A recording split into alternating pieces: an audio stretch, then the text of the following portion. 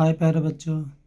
आज मैं आपको इकोनॉमिक्स का, अर्थशास्त्र का, क्लास 12 का, समष्टि अर्थशास्त्र का इंट्रोडक्शन परिचय बताऊंगा प्यारे बच्चों। जो मैक्रो इकोनॉमी इंट्रोडक्शन क्लास 12 का है प्यारे बच्चों। ये एग्ज़ाम के लिए काफ़ी इम्पोर्टेंट हो जाता है प्यारे बच्चों, क्योंकि इससे क्वेश्चन आता ही आता है प्यारे बच्चों। अगर ये आपने कर लिया तो आपका एग्ज़ाम में ये क्वेश्चन नहीं छूटने वाला प्यारे बच्चों। चलिए देखिए, पढ़ते हैं और आपको बताते हैं। देखिए, the general theory of employment, interest and money नामक पुस्तक के लेखक कौन है प्यारे बच्चों? लेखक कौन है? देखिए क्या ऑप्शन दिया हुआ है। जेबी से, जेम्किंस, मार्शल, एडम स्मिथ। इसका आंसर क्या है प्यारे बच्चों? जेम्किंस ने। इन्होंने ही लिखा था क्या? The general theory of employment, interest and money. चलिए पे अगला क्वेश्चन देखते हैं प्यारे बच्चों।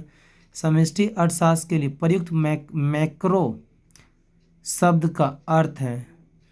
मैक्रो शब्द का क्या अर्थ है प्यारे बच्चों? छोटा, बड़ा, मध्यम, इनमें से कोई नहीं। तो कहा जाता है प्यारे बच्चों इसको बड़ा होता है। मैक्रो का अर्थ क्या होता है? शब्द बड़ा। समष्टि अर्थशास्त्र का संबंध किससे होता है प्यारे बच्चों? देखिए प्यारे बच्चों, समष्टि अर्थशास्त्र का संबंध किससे है? संपूर्ण उत्पादन स्तर से, कीमत स्तर से, रोजगार स्तर से, उपयुक्त सभी से। उपयुक्त सभी थे। इसका आंसर क्या है प्यारे बच्चों? उपयुक्त सभी। क्योंकि कहा जाता है कि जो समष्टि अर्थशास्त्र बहुत ही कीमत स्तर को भी मांग के संबंध को बताता है, संपूर्ण उत्पादन को भी बताता है, संपूर्ण रोजगार को बताता है। चलिए अगला क्वेश्चन, इसका आंसर संपूर्ण उपयुक्त सभी से है।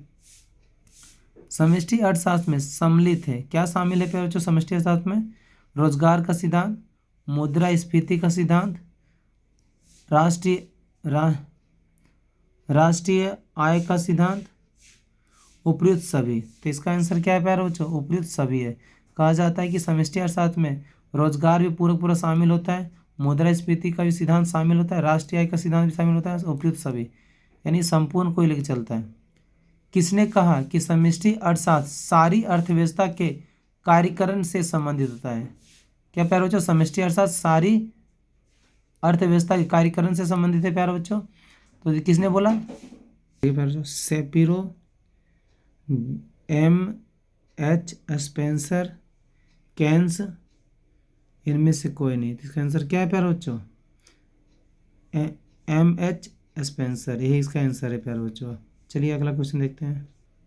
समष्टि अर्थशास्त्र के अध्ययन का विषय है, क्या है प्यारे बच्चों? समष्टि अर्थशास्त्र का अध्ययन का विषय क्या है? राष्ट्रीय आय का सिद्धांत, उपभोक्ता का सिद्धांत, उत्पादक का सिद्धांत, इनमें से कोई नहीं। तो कहा जाता है प्यारे बच्चों राष्ट्रीय आय का सिद्धांत है। क्या है? राष्ट्रीय आय का सिद्धांत है प्यारे बच्चों। अगला क्वेश्चन देखिए, समष्टि अर्थशास्त्र के अंतर्गत निम्न में से किसका अध्ययन किया जाता है प्यारे बच्चों? किसका अध्ययन किया जाता है समष्टि अर्थशास्त्र में? राष्ट्रीय आय, कुल रोजगार, कुल उत्पादन, उपयुक्त सभी। तो कहा जाता है प्यारे बच्चों जो समष्टि अर्थशास्त्र में अध्ययन जो किया जाता है इन तीनों को किया जाता है, राष्ट्रीय आय, कुल रोजगार, कुल उत्पादन। इसका आंसर उपयुक्त सभी है प्यारे बच्चों। अगला देखिए, समष्टि अर्थशास्त्र का अध्ययन है, क्या है? अर्थव्यवस्था में रोजगार का, वस्तुओं की पूर्ति के नियम का, स्कूटर की मांग में लोच का, बाजार में गेहूं की कीमत का। तो इसका आंसर क्या है? अर्थव्यवस्था में रोजगार का। अर्थव्यवस्था में रोजगार के प्यारे बच्चों। सामान्य कीमत स्तर का अध्ययन किया जाता है, सामान्य स्तर कीमत का अध्ययन किया जाता है समष्टि अर्थशास्त्र में, व्यष्टि अर्थशास्त्र में। दोनों, एक तथा दो, किसी में नहीं, किसी में नहीं। तो इसका आंसर क्या है प्यारे बच्चों? दोनों में, दोनों एक तथा दो, दोनों में, समष्टि अर्थशास्त्र में और व्यष्टि अर्थशास्त्र में कि सामान्य कीमत स्तर अध्ययन किया जाता है। समष्टि अर्थशास्त्र निर्णयकर्ता का कौन होता है? निर्णयकर्ता कौन होता है? समष्टि अर्थशास्त्रीय निर्णयकर्ता कौन होता है? परिवार, फर्म, राज्य, इनमें से कोई नहीं। तो इसका आंसर क्या है बच्चों? राज्य होता है। समष्टि अर्थशास्त्रीय निर्णयकर्ता कौन होता है? राज्य होता है प्यारे बच्चों। अभी तक आपने हमारे चैनल को अगर लाइक और सब्सक्राइब नहीं किया प्यारे बच्चों तो कर दीजिए, ताकि ये वीडियो का लाभ हर किसी को मिल सके प्यारे बच्चों। मिलते हैं नेक्स्ट वीडियो में। Thank you watching video.